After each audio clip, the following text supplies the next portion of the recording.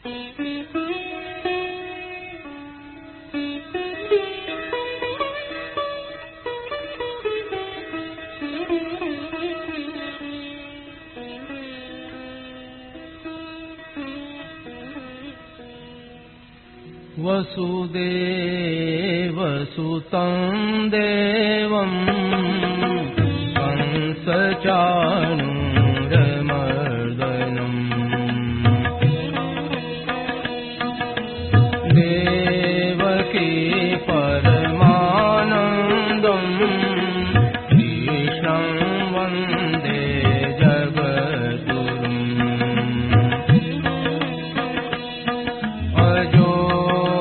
सन्नव्ययात्मा भूतानामीश्वरोऽपि सन् प्रकृतिं स्वामधिष्ठाय सम्भवाम्यात्ममायया यदा यदा हि धर्मस्य ग्लानिर्भवति भारत अभ्युत्थानमधर्मस्य तदात्मानं सृजाम्यहम् परित्राणाय साधूनां विनाशाय दुष्कृताम् धर्म संस्थापनार्थाय सम्भवामि युगे युगे जन्म कर्म च मे दिव्य एवं यो वेत्ति तत्त्वतः त्यक्त्वा देहं पुनर्जन्म नैति मामेति सोऽर्जुन वीतराग भय क्रोधा मन्मया मामुपाश्रिताः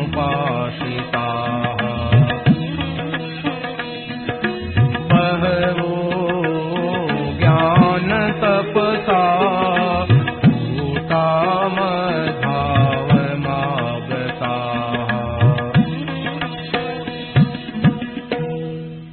राम। यह प्रवचन परम श्रद्धेय स्वामी जी श्री राम सुखदास जी महाराज द्वारा 3 जुलाई 1993 को प्रातः लगभग 8:30 बजे बीकानेर में हुआ।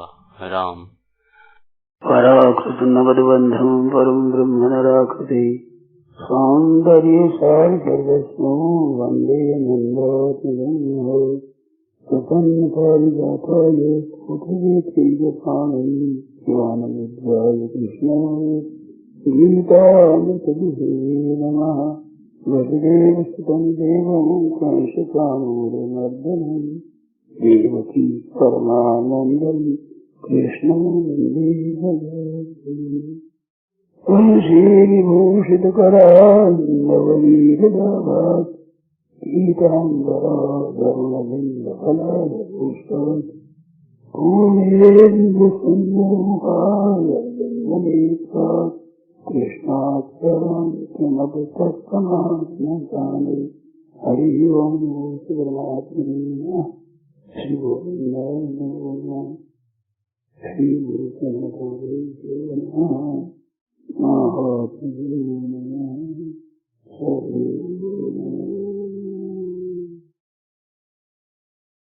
नारायण नारायण नारायण। सच्चिदानंद रूप से परमात्मा सब में विराजमान है। हरि व्यापक सर्वत्र समाना प्रेमत प्रगट हुए में जाना। सब में परिपूर्ण होते हुए भी हृदय से हृदय तिष्ठति सर्वस्थिता हम हृदय सन्निवेशो। तो हृदय में परमात्मा की प्राप्ति का स्थान है। यहाँ भगवान विराजमान है। जो ज्ञान अज्ञान का निवर्तक है, सांसारिक दुखों का अत्यंत अभाव करने वाला है, वो ज्ञान हृदय में विराजमान है। और ज्ञान का जहाँ प्राकृत हुआ वही वेद कहलाते हैं, और जिनसे प्राप्त होते हैं वो गुरु कहलाते हैं।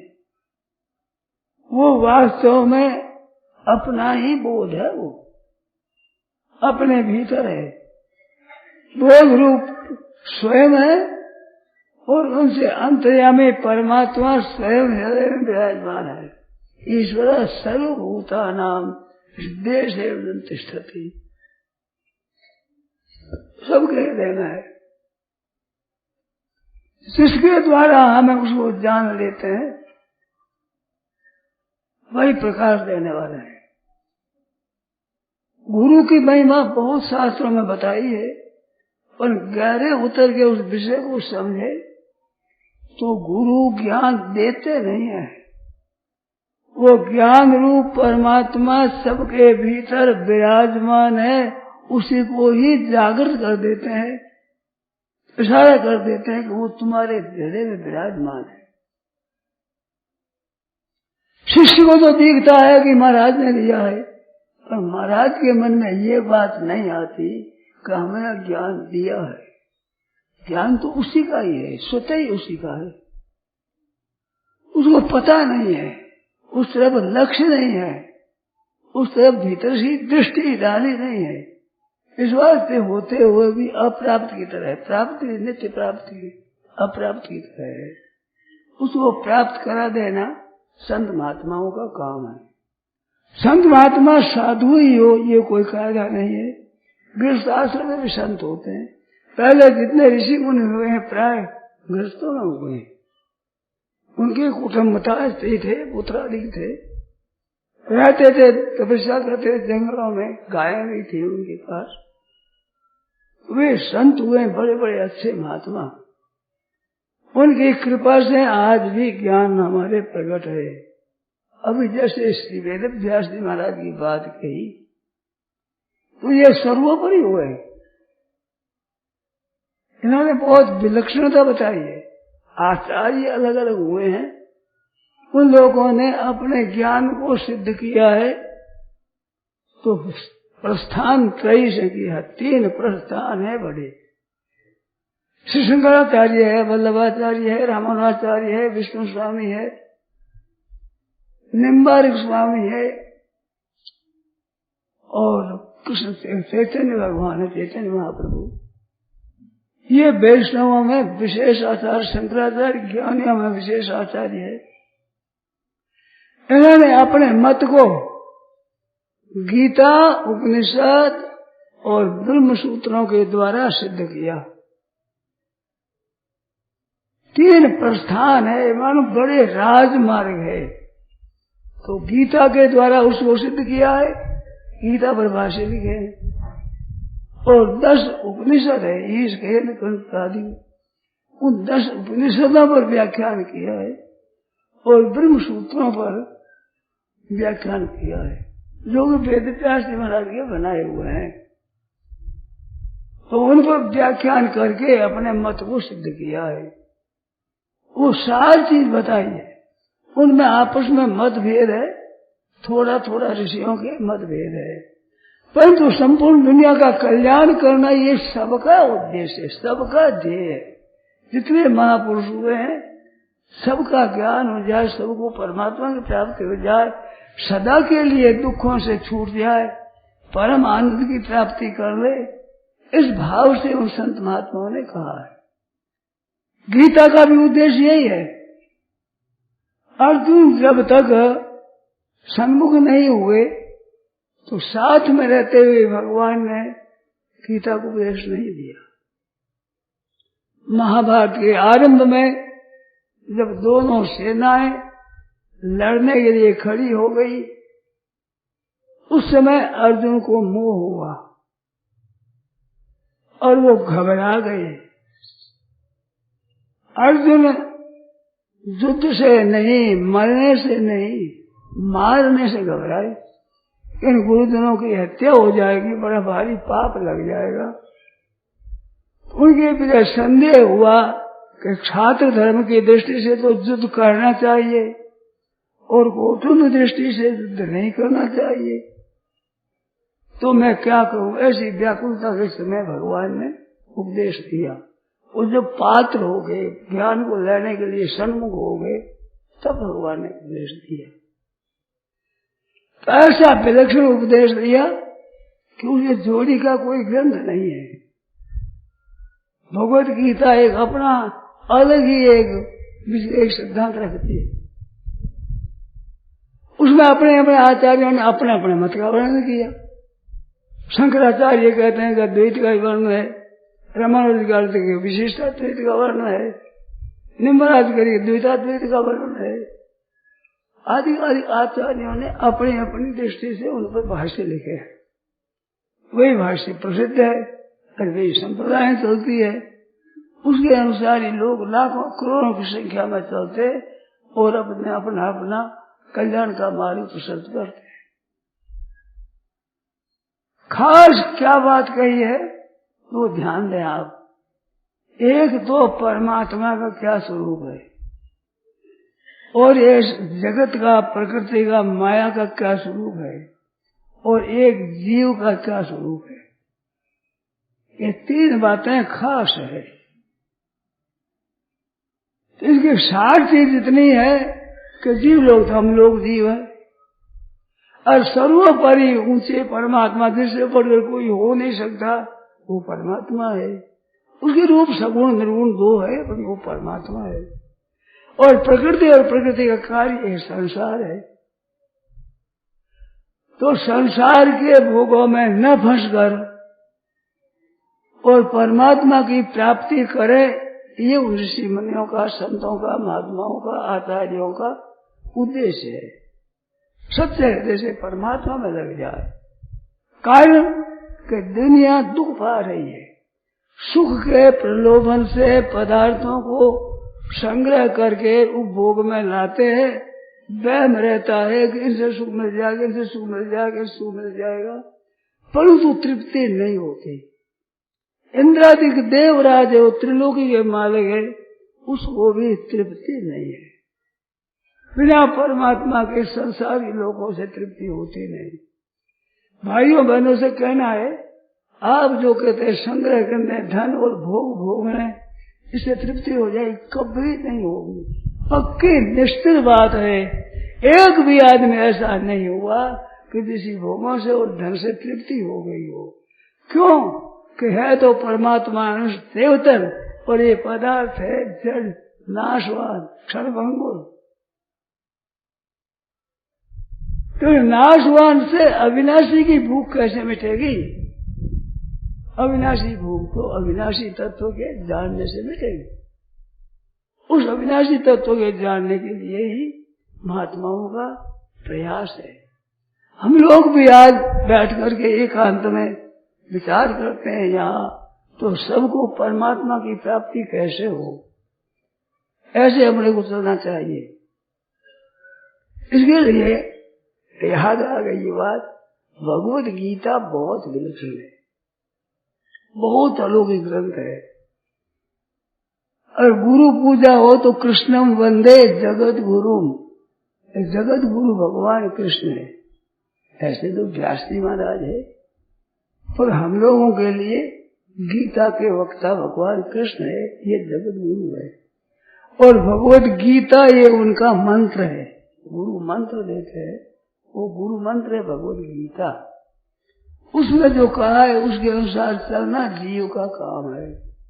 उत्पत्ति विनाशशील पदार्थों से ऊंचा उठ करके अनुत्पन्न तत्व को प्राप्त करना चाहिए, ये सिद्धांत है। तो सच्चे हृदय से आज से ही भगवत गीता का पाठ करना और इनकी टीकाओं का मनन करना, भगवान की कृपा से हम लोगों को बड़े सस्ते दामों में, बड़ी सरल भाषा में तत्व वेचनी टीका है, साधु संजीवनी है,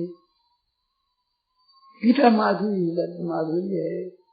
उनको देख देख हम समझे गीता दर्पण है और समझते ही चले जाए। इसका अर्थ नहीं आता है। तो इसका नियम आज से लेना चाहिए कि भगवत गीता में हम पाठ करें। तो आज पूर्णिमा मानी जाती है, तो पूर्णिमा के दिन 18वां अध्याय पाठ करना है। प्रतिपदा के दिन पहला अध्याय, दूज के दिन दूसरा अध्याय, तीज के दिन तीसरा, ऐसे दशमी के दिन 10वां, 11 के दिन 11वां, और 22 का 12वां, 13वां, और 23 का 14वां, 15वां, 14 का 16वां, 17वां, और पूर्णिमा के दिन 18वां। ऐसे 15 दिनों में भगवत गीता का पाठ कर लें। और आज ये नियम ले लें, ये कृष्ण मदे जगतगुरु भगवान का पूजन करें और भगवान की गुरु दक्षिणा दे, गुरु कृपा करे, उनके शरण होकर के गीता का पाठ करें। भगवान को याद कर गीता को पढ़ने से गीता याद हो जाती है। ऐसे मेरे काम पड़ा है। कलकत्ता में एक सज्जन थे, मुनि भी करते थे, धनी ज्यादा थे नहीं। वो के मैं गीता सीखना चाहता हूँ, ब्राह्मण को देखूं तो कुछ रुपये लेते, इतना कहाँ से खर्च कराऊं, कैसे करूं? तो मैंने कहा कि ऐसे करो, भगवान कृष्ण की मूर्ति रख लो, फूल सजा दो, अगरबत्ती कर लो, और कृष्ण मंदिर जगत गुरु में ऐसे कर, और गुरु जी के सामने गीता पढ़ना शुरू कर दो।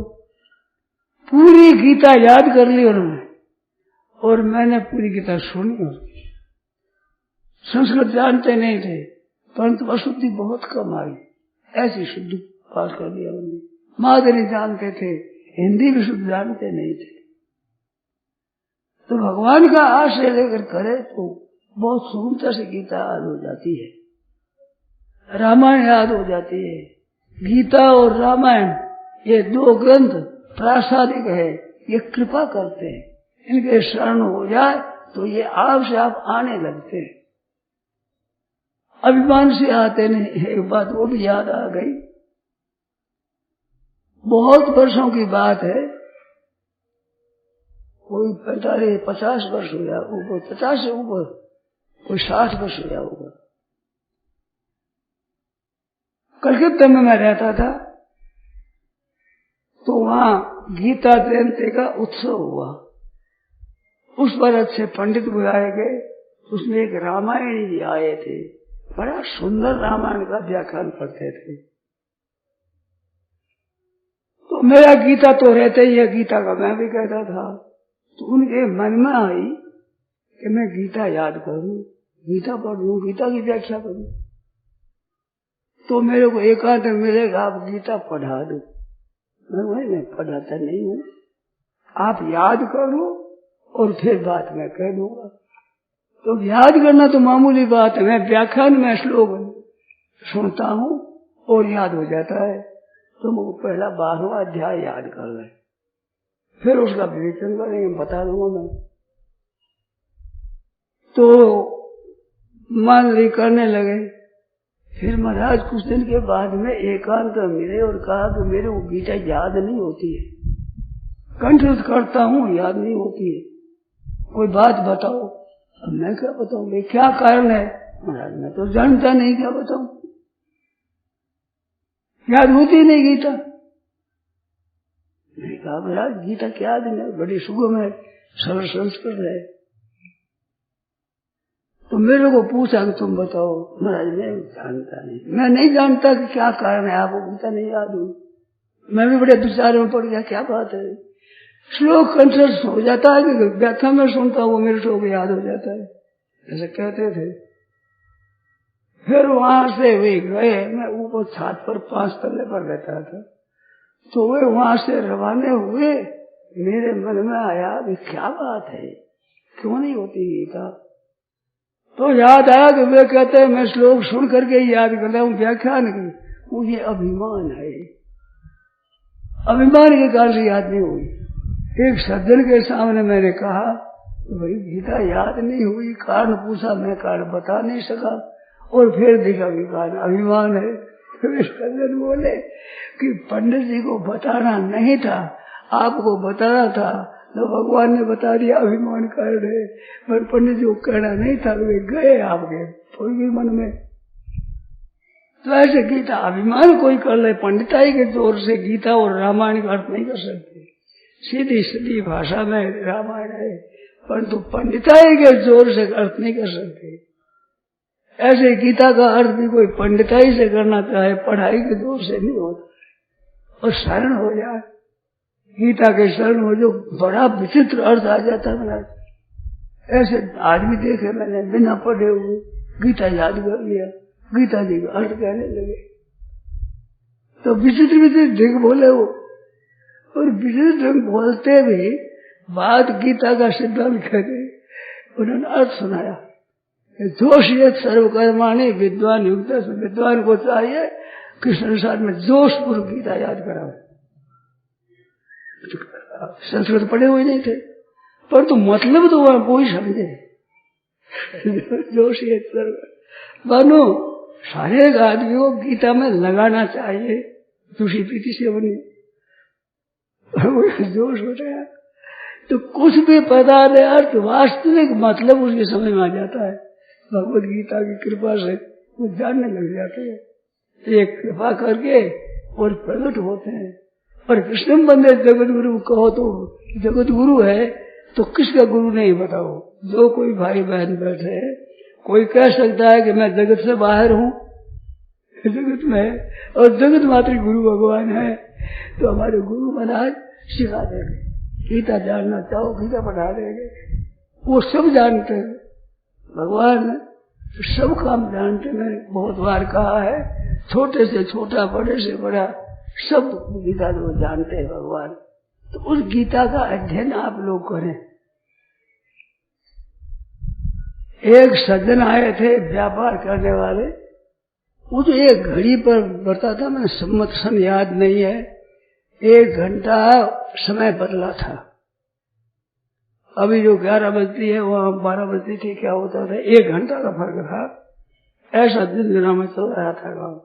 उन दिनों में वो आए थे, तो वो आए तो हमारे सज्जन हमारे प्रेमी बैठे थे, हम गीता का विचार कर रहे थे। तो गीता के श्लोक कौन सा दो, अमुक अध्याय का अमुक श्लोक कौन सा, अमुक अध्याय किस अध्याय का है, ये श्लोक कहाँ का है, ऐसे हाथ में परीक्षा कर रहे थे, प्रश्नोत्तर हो रहे थे। तो ये बोले गीता मेरे को याद है पर इस तरह से मैं नहीं बता सकता। तो ये गीता की संख्या याद कैसे हो?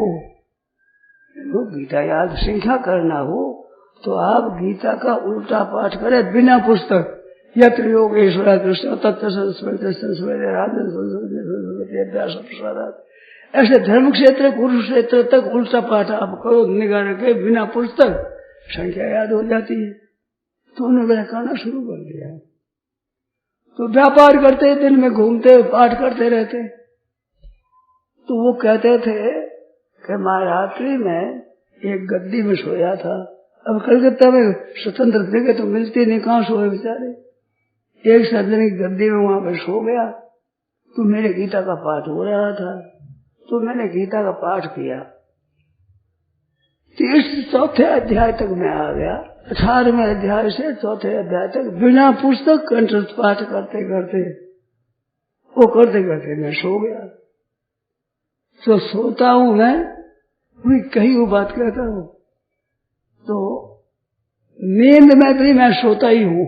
ऐसा मेरा सपना आया तो छोटे से कृष्ण भगवान वे आए। पीछे 5-7 गोपियां थी, बड़ी बड़ी अवस्था की। कन्हैया छोटी अवस्था का है। तो आगे खेलते खेलते आगे मेरे पास, और वे गोपियां देखती रही। तो वे कृष्ण भगवान आकर के मेरे पास में बोले। तो मैंने पूछा तुम कितने वर्ष के हो? तो 7 बताया, 9 बताया, पूरा याद नहीं है, इतने वर्षों का हूँ। तो भगवान वो उत्तर देने लगे तो मेरे मुंह के पास में आकर के बोले। छोटा बच्चा बोलेगा ना तो आपके मुंह के पास बोलेगा। उसको ये पता नहीं कि सुनने वाले कान है, वो समझे यहाँ से सुनते यहाँ से बोलते। तो मुंह के पास अगर बोलेगा, आप माताओं तो जानती है, बच्चा बोलेगा मुंह पास, तो यह बोलने सुना कि यही है। तो मुंह के पास आकर बोले क्यों छट करके, तो यह मेरा वो छाती लगी और बोल सुना तो बड़ा इतना विलक्षण आनंद आया, ऐसा स्पर्श मेरे को कोई नहीं मिला उम्र भर में। और वाणी सुनी जिसमें ऐसा मिठास कहीं नहीं आया। मैं रो पड़ा, रोती नींद खुली तो भगवान ही नहीं दिखे। तो ये गीता का ही प्रभाव था, उन्होंने ये बात कही। तो गीता सीखने लगे, इस तरह से मनन करने से भगवान की दर्शन हो जाए तो कोई आश्चर्य की बात नहीं है। ये तो स्वप्न की बात हुई, वे प्रत्यक्ष भी दर्शन दे सकते हैं। भगवान तो प्रेम से प्रकट होए में जाना, जहाँ प्रेम होगा तो हो जाएंगे। भगवान गीता से राजी बहुत होते हैं। गीता के 18वें अध्याय में 2 श्लोक लिखे भगवान ने, यह इदम परमं गुह्यम मद भक्ते सविधास्यति भक्ति मई परां कृपा मामेश नस्तस्मान कर्म शेषो कष्ट भवितानुग्रहे तस्माद अन्य प्रेतोरुग्री। ये 2 श्लोक है, 78 और 89 तो 68 और 69 2 श्लोक है। तो ये श्लोक पढ़ने से गीता का महात्म्य होता है। उसमें कहा गीता के अभ्यास करने वाले के समान मेरा कोई प्यारा है ही नहीं। जो कोई गीता का प्रचार करेगा तो मेरा अत्यंत प्यारा होगा, और जो तुमने को पढ़ाता है, विचार करता है, प्रचार करता है, उनके समान मेरा प्यारा कोई है नहीं। और भविता में तस्मात् अन्य प्रेतरोग हुई, उससे प्रियतर संसार में कोई होगा भी नहीं, इतना प्यारा वो होगा। श्री शेष जी जयदयाल जी कहते थे ये 2 श्लोक मेरे लग गए, मेरे मन में आया तो ये 2 श्लोक तो सार है। तो उन्होंने गीता प्रेस खोल दिया और गीता का प्रचार किया इन 2 श्लोकों पर। गीता में ऐसा कहा है भगवान ने, तो गीता का प्रचार किया। दूसरे छापा खाने बेचारे गीता छापना छोड़ दिया, इतनी सस्ती नहीं रह सकते, तो गीता का प्रचार किया। तो गीता में उनका जीवन हो गया। इस तरह से गीता का प्रचार करने का बड़ा भारी महात्म्य है, बड़ी विलक्षण महिमा है उनकी। तो ये गीता याद करो आप। केवल दर्शन से भी महात्म होता है। वो घर में गीता की पुस्तक पढ़ी रहे तो उसका महात्म्य है। गीता और रामायण दोनों ऐसे विलक्षण ग्रंथ है, इनको नमस्कार किया जाए तो बड़ी शक्ति मिलती है। घर में पड़े हुए विचित्र है, भूत प्रेत पिशाच आदि वहां नहीं आते। ऐसी बातें है, ऐसी बातें देखी है, मेरे को ने सुनाया है। एक माई कहते थे कि मेरे को ब्यावर की बात है नए शहर की, जो एक सामने बारी थी, बारी में प्रेत दिखे, वो गीता का पाठ करती थी। प्रेत दिखे, मेरे को सताया न, मेरे को देखे, मेरे को भय लगे, तो मैं गीता का पाठ किया, उस बारी में गीता रख दी, देखना बंद हो गया। ऐसी बात उस सुनाई। गीता पाठ से विलक्षण अनुभव हुए लोगों के, और वो आज भी हो सकते हैं। प्रेम पूर्व कोई पढ़े तो उसको पता लगे। बात यह है भाई, मिश्री कितनी मीठी हो, परंतु जब तक जीभ पर न धरे तब तक उसकी मिठास का पता नहीं लगता। कहने से कोई समझ नहीं सकता, और रहने से पता लग जाए ऐसी गीता ऐसा मिश्री है। इसी तरह से गीता में गहरा उतर करके समझे तो बहुत विलक्षण बात होती है। मेरा एक विश्वास है अपना कि गीता ठीक तरह से पढ़ा हुआ हो तो कोई किसी तरह का प्रश्न पूछो जिसमें गीता में आया ही नहीं है वर्ण, जैसे ब्याह कैसे करना चाहिए, ब्याह वर्ण नहीं है, परंतु उसमें भी उसी बुद्धि काम करेगी। जिस विषय गीता में वर्ण नहीं है उसमें ऐसी विशद व्याख्या की गई है, भगवान ने ऐसी युक्तियां बताई गई है कि जिसमें आदमी को ज्ञान हो जाए, समझ आ जाए, विलक्षणता आ जाए, उसमें भगवत गीता के पढ़ने से अलौकिकता आ जाए, उत्साह आ जाए, भजन स्मरण होने लगे, गीता का पाठ होने लगता है। गीता बहुत विलक्षण है। गीता सुगीता कर्तव्या कि मैंने शास्त्र विस्तर ही। गीता सुगीता अच्छी तरह गानी चाहिए। गीत शब्द है ना, गीत एक कई गई शब्द है, धातु है, उससे गीत बनता है। तो कहते हैं गीतम होना चाहिए, सामान्य नपुंसक से पद गीतम होना चाहिए, भगवत गीतम। ये गीता क्यों हो गया? स्त्री पुरुष के स्त्री रंग कैसे हुआ? कहते हैं उपनिषद है ये, उपनिषद इसलिए होने से भगवत गीता से उपनिषद से आया है, इस बात से भगवत गीता है। तो गीत गाता है आदमी, मस्त होता है, प्रसन्न होता है, तब तो भगवान के तो हरदम बंशी बजे मौज रहते हैं हरदम, चाहे कितने शत्रु और कुछ भी हो, उनकी तो बंशी बजती रहती है।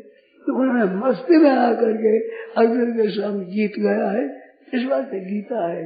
भगवान की ऐसी विलक्षण बात है गीता। अर्जुन व्याकुल होता है तब वहां गीता का उपदेश होता है। इस बात में अश्वमेध पर्व पीछे आता है, उसमें अर्जुन ने पूछा कि महाराज वो गीता का ज्ञान हमारे को बताइए, वो मेरे को पूरा याद नहीं है। तो भगवान ने धमकाया कि वो गीता बार बार कही जाती है क्या? उस समय मैंने योग में से तो कही थी, मैंने गलती करी। तब भगवान ने गीता सुनी, उसका नाम अनुगीता है। उसके दुगुने क्षेत्राध्याय है और बहुत वर्णन है, परंतु इस गीता के समान वो नहीं है। कारण उसका क्या है कि अर्जुन व्याकुल हो गए थे, घबरा गए थे। तो प्यासे को जल मिलता है, भूखे को अन्न मिलता है, ऐसे जिज्ञासु ज्ञान मिलता है। भगवान के दर्शनों के इच्छुक तो उस दर्शन मिलते हैं। तो भगवान के लिए वो कहता मैं क्या करूं, ऐसे धर्म सम्मूढ़ चेता क्या करूं, मैं जानता हूँ कार्पण्य दोषो पृच्छा में तो हम धर्म सम्मूढ़ चेता। तो भगवान ने विशेषता से उपदेश दिया है। दोनों मित्रों की विलक्षण बात है। नर नारायण थे, नर अवतार अर्जुन है, नारायण अवतार भगवान कृष्ण है। ये नर नारायण है दोनों ही। तो नारायण नमस्कृत्य नरं चैव नरोत्तमं देवीं सरस्वतीं व्यासं ततो जय मुनीर। महाभारत का पाठ करना हो तो नारायण नमस्कृत्य नरं चैव नरोत्तमं, नारायण नमस्कार करो और सरस्वती देवी का नमस्कार करके फिर महाभारत का पाठ करो। ऐसा विधान होता है, आज्ञा ये है।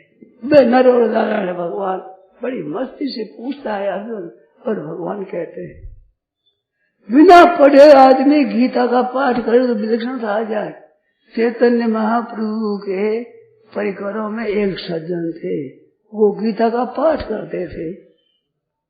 तो पढ़े हुए थे नहीं तो गीता का पाठ अशुद्ध भी बोल देते, परंतु पाठ करते रोते रहते। एक सज्जन ने पूछा रे तेरे गीता का अर्थ आता है? कि गीता का अर्थ नहीं आता। तो रोते हो, तो ऐसे मस्त हो जाते हो कि मस्त क्यों हो जाते हो? जा श्री भगवान वहां से आता है तो भगवान के दर्शन हो जाते हैं, अर्जुन वहां से अर्जुन के दर्शन हो जाते हैं, संजय होते संजय के दर्शन हो जाते हैं। ऐसे मेरे भगवान के दर्शन होते हैं। भगवान कह रहे हैं, अर्जुन सुन रहे, पाठ मैं करता हूँ, मेरे को पता नहीं अर्जुन क्या पूछता है और भगवान क्या कहते ये तो मैं जानता नहीं हूँ, परंतु मेरे को तो दर्शन हो रहे दोनों के। इस बात से मेरे को विचार दो। ऐसी बात है। तो आदर हम नहीं करते हैं, वस्तुओं को हम देखते हैं सुनते हैं, पर उनका महत्व हम अंकित नहीं करते हैं, हृदय में उनका महत्व नहीं जानते।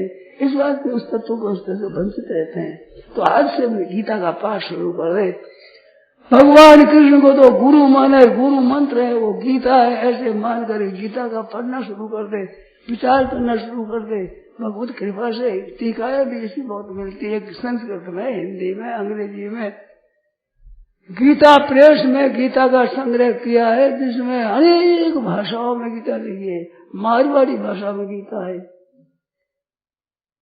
और गीता आपकी राजस्थानी मेवाड़ी भाषा में गीता है, अलग अलग मामूली प्रांतों की भाषाओं में गीता है। और जितनी भाषा है उनमें गीता कई कई तरह की हुई है। विदेशियों की भी बात गीता है। गीता पर जितनी टीका हुई है, किसी ग्रंथ पर आज तक टीका नहीं हुई। अनुवाद बाइबल का बहुत हुआ है, अनेक भाषा में हुआ है, पर अनुवाद उल्टा है जो कर देती भाषा में। पर टीका मनुष्य गहरे अर्थों को विचार करने के लिए ऐसा ग्रंथ कोई हुआ ही नहीं, ना होगा ही नहीं, है ही नहीं, हो ही नहीं सकता। ऐसा भगवत गीता ग्रंथ है। वो गीता पढ़ने को हमारे को मिल जाए तो समझो कि भगवान की बहुत विशेष गीता है। जैसे बूढ़ी माँ कोई मरती हो तो अपने प्यार करने वाले अधिक स्नेह पात्र कोई बेटा हो, उसको एकांत बेटा दे, इतना गहना है, इतना से ये तू रखना, ऐसे प्यार से बताते हैं। तो ऐसे भगवत गीता है। भगवान उसको बताए गीता में हृदय पार्थ, गीता में तो गीता मेरा हृदय है, अधिक प्यार करते हैं उनको गीता देते हैं भगवान, गीता को हृदय देते हैं, गीता हृदय है भगवान का। तो ऐसी बात है, साधु वो हृदयमयम और गीता में हृदय पार्थ, जो भगवान के भक्त है वो भगवान का हृदय है और भगवान की गीता भगवान का हृदय है, उनके हृदय की गहरी बात है। तो ये धरोहर है, बहुत बढ़िया संपत्ति है, जो चाहे उसको मिलती है। कोई रह लो, भाई हो बहन हो, अरे किसी वैश्य का हो, हिंदू हो, मुसलमान हो, ईसाई हो, कोई जान हो, गीता सबकी माँ है। माँ के तो सब बालक बच्चों बरोबर प्यार के पात्र होते हैं, ऐसे गीता का अर्थ है। तो आप लोग समझे, बड़ा अच्छा आनंद है। आज गुरु पूर्णिमा है, तो गुरु पूर्णिमा की स्मृति के कारण इसे स्मृति दिन हो जाए, तो आज हमने भगवत गीता का पाठ शुरू किया है, ऐसा याद करो। और बाल बच्चों को गीता सिखाओ, उनको याद कराओ, और आप भी याद करो। और किस तरह से याद करें, इसी का कभी मौका लगेगा तो आपको नमूना बताएंगे। हमारे गीता याद करे हुए कई आदमी है, इस तरह से गीता याद करो और गीता के अर्थों का मनन करो ठीक तरह से। और केवल मनन ही नहीं, गीता के अनुसार से अपना व्यवहार करो। आपस में प्रेम का बर्ताव हो, घरों में आपस में सब हो, प्रेम हो, तो भगवत गीता से ऐसा होता है। उसके अनुसार जीवन बनाने से बड़ी शांति मिलती है, प्रसन्नता मिलती है, आनंद होता है, दुख चला जाता है। दुख, संताप, जलन, शोक, चिंता, भय, उद्वेग, ये सब हलचल संसार की मिट जाती है, बड़ा आनंद मिलता है। जिन लोगों ने गीता पढ़ा है और पढ़ते हैं, उनके अनुभव से ये बात सिद्ध हुई है कि बहुत ही आनंद इसमें मिलता है। सब शास्त्रों का सार आ जाता है। सर्वोपनिषदों गाओ, सब उपनिषद तो गाए, और दूने वाला गोपाल नंदन है, क्यों गायों को दूने वाला गोपाल ही होता है। और पार्थो वत्स, ये भगवान है ना, गाया है उपनिषद, उसका दूध हुआ गीता, दूने वाले गोपाल, और पार्थो वत्स बसरा हुआ पार्थ। आपने देखा है गीता वो गाय होती है, उसके थना में जब जा करके बछड़ा मुंह देता है ना, तो ये यूं देता होगा, थोबा देता है। तो ये अर्जुन पूछते किन तत्व किमध्यात्म किन कर्म पुरुषोत्तम, ये थोबा दे रहे हैं, दूध पाउस जाने वाला गीता चपक रहता है दूध। इसलिए अर्जुन के पूछने से भगवान खुश और कहने लगते हैं, तो मत जाओ गीता दुख महत। एक और बात विलक्षण इसमें है कि सर्वोपनिषदों गावो, और दोग्धा गोपाल नंदना, और पार्थो वत्स, और सुधीर भोगता, जिनकी अच्छी बुद्धि है, वे सतयुग में हो, त्रेता में हो, द्वापर में, कलयुग में हो, जो रुचि रखते हैं वो दूध पीने वाले, बछड़े में बहुत थोड़ा मिलता है, दोग्धा दूध देते हैं महाराज, पीना हमारे को होता है, हम लोग पीने वाले हैं दूध। भोगता दुग्ध गीता अमृतम, तो किमिंदे शास्त्र विस्तरे या स्वयं पद्मनाश मोत पद्मानुष्ठता, नाभि कमल से ब्रह्म प्रकट हुए, नाभि से कमल निकला, कमल के ऊपर ब्रह्म प्रकट हुए, और ब्रह्मा ने चारों मुखों से वेद का उच्चारण किया, जो यस्य निश्चय वेदा, वेद भगवान का श्वास है, तो श्वासों से वेद प्रकट हुए। जब भगवान के श्वासों से वेद प्रकट हुए, वे स्वयं भगवान गीता के वक्ता कहने लगे, तो श्वास मात्र में ज्ञान है, तो वाणी में कितना विस्तृत ज्ञान होगा। तो वाणी में गीता में हृदय भगवान का हृदय है, तो सज्जनों गीता का अध्ययन करो, मनन करो, कंठ करो, और उसके अनुसार जीवन बनाओ। उनमें क्या है, भगवान को याद रखना खास बात, और भगवान के शरण हो जाना, हे नाथ आपको मैं शरण हूँ। पतिव्रता रहे पति के पास आदियों साहिब के ढिग रहे दासा, जैसे पतिव्रता होती है अपने गोत्र को भी अपने पति के गोत्र में मिला देती है, ब्याही उनका गोत्र पति का गोत्र होता है, पिता का गोत्र नहीं होता है।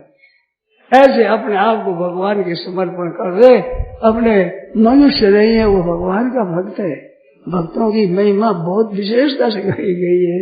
तो गीता पढ़ता है और फिर भगवान की भक्तों में कहता है, आपस में चर्चा करता है, तो भगवान बड़े खुश होते हैं। जैसे छोरा छोरे आपस में अपने माता पिता की बात करे तो वे सुन सुन कर राजी होते हैं, थोड़ा बात करते हैं। ऐसे हम लोग गीता जी का पठन करें तो भगवान सुनते होंगे, वे खुश हो रहे हैं तो ये छोरा क्या कर रहे हैं, मेरी गीता कह रहे, सुन रहे, पाठ कर रहे।